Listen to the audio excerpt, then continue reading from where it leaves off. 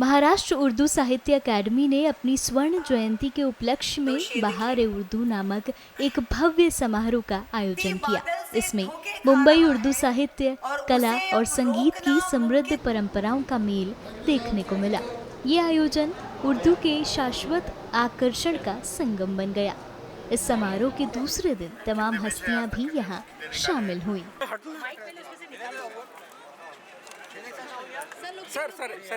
नहीं, बहुत अच्छा रहा और मुंबई का और उर्दू का तो रिश्ता बहुत गहरा है। समझिए 20th सेंचुरी में, at least second half of the 20th century, तो ज़्यादातर उर्दू के सारे बड़े prose writers and poets they were in Mumbai. It is unbelievable जब उनके नाम गिनाइए कि सारे के सारे मुंबई में थे। उनमें से बहुत से फिल्म इंडस्ट्री में काम कर रहे थे, दूसरे कुछ और कर रहे थे, लेकिन थे मुंबई में। तो मुंबई से और महाराष्ट्र से उर्दू राइटर्स और उर्दू पोएट्स का रिश्ता बहुत गहरा है।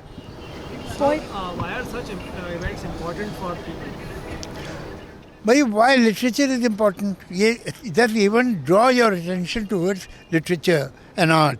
और I think that a human being is, however prosperous you make him, he is not complete without having some aesthetics and some understanding of different arts.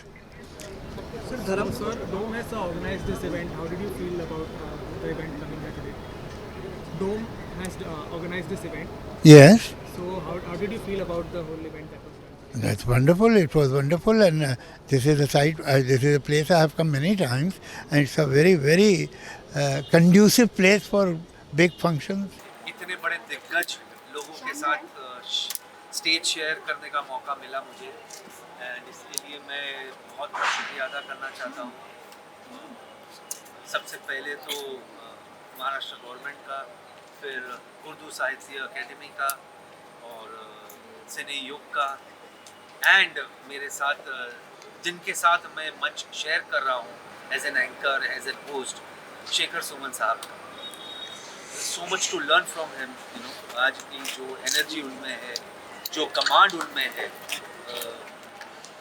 काश उनसे मैं कुछ लूट के ले जा सकता आज। And it's always an honour, and मज़ा आता है यहाँ डोम में शूट करने के लिए, इवेंट करने के लिए, शो करने के लिए। सो How important are such events for people? बहुत ज़रूरी है सर, बहुत बहुत बहुत खास ज़रूरी अवेयरनेस है लोगों को। एंड 50 साल उर्दू साहित्य एकेडमी के पूरे हुए, इसीलिए ये इवेंट रखा गया है, और इसके लिए बहुत बहुत thank you to the Maharashtra government.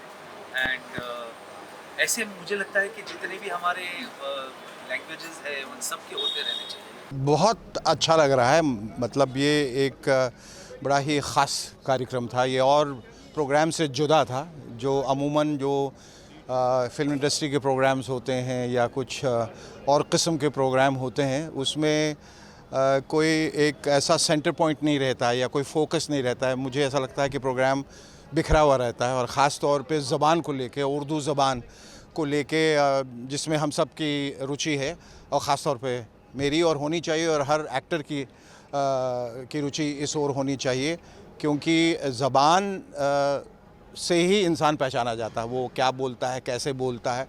और पुरानी जो फ़िल्में थीं उनमें आपने देखा होगा, मुग़ल आज़म से लेके पाकीज़ा तक का जो सफ़र है, और बीच में बहुत सारी ऐसी तमाम फ़िल्में आई, जैसे जहाँ आरा और ताजमहल वगैरह वगैरह फ़िल्में, मेरे महबूब, इसमें उर्दू का बहुत दखल था। गानों में भी जो मैं बता रहा था कि छोटे छोटे शब्द भी या लफ्ज़ भी इस्तेमाल किए जाते थे कि ओ महबूबा तेरे दिल के पास ही है मेरी मंजिल मकसूद, वो कौन सी मंजिल है जहाँ तू नहीं मौजूद, या मैं ज़िंदगी का साथ निभाता चला गया, हर फ़िक्र को धुएं में उड़ाता चला गया, बर्बादियों का सोग कहते हैं दुख को, बर्बादियों का सोग मनाना फजूल था, बर्बादियों का जश्न मनाता चला गया। तो ये एक जश्न का ही माहौल था, where we were celebrating Urdu. और मैं एक जगह ये कह रहा था कि जो बड़े धूमधाम से उर्दू की बारात निकली थी, कि ऐसा क्या हुआ बीच में कि उसका जनाजा निकल गया।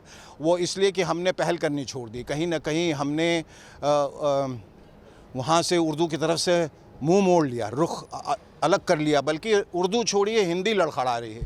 हिंदी मायूस है, कहीं कोने में सिमटी हुई है, क्योंकि अब हिंदी का भी इस्तेमाल जो हो रहा है ख़ास तौर पर हमारी हिंदी फिल्मों में, वो बड़ा गलत हो रहा है। और ठीक है, भाषा को पनपना चाहिए, भाषा एक अलग रूप लेकर आती है, हमेशा इवॉल्व करना चाहिए, लेकिन उसमें एक सहजता होनी चाहिए और उसमें अश्लीलता कम होनी चाहिए। यानी कि शब्दों का चयन जो है वो बहुत मायने रखता है, और उर्दू में वो ख़ासियत है, वो उसकी लफाजी में, उसकी शायरी में, उसकी गज़लों में, उसकी रुबाई में, उसकी नज़मों में वो एक नफासत है और नज़ाकत है जो बड़ी खूबसूरत है, जो अफसोस कि इस पूरे जनरेशन ने उसे खो दिया है।